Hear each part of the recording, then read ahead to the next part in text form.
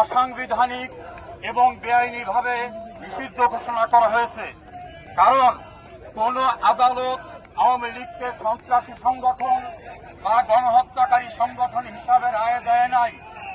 যদি কোন আদালত কর্তৃক কোন ব্যক্তি বা প্রতিষ্ঠানকে দোষী সাব্যস্ত না করে, তাহলে সেই প্রতিষ্ঠানকে ইচ্ছা খেয়াল খুশি মতো নিষিদ্ধ করা যায় না। এছাড়া আমাদের সংবিধানের 38 অনুচ্ছেদেও এটা সম্পূর্ণরূপে আইন এবং বিধানের পরিপন্থী। তাছাড়া কোন ব্যক্তি এবং প্রতিষ্ঠানের বিরুদ্ধে ব্যবস্থা নিতে গেলে তাকে আত্মপক্ষ সমর্থনের সুযোগ দিতে হয়, যেটাকে বলা হয় ন্যাচারাল জাস্টিস অফ প্রসেস। সেটাও করা হয়নি। যে অবৈধ প্রক্রিয়ায় বেআইনিভাবে আওয়ামী লীগের নিষিদ্ধ ঘোষণা করা হয়েছে তা কোনোভাবেই গ্রহণযোগ্য না।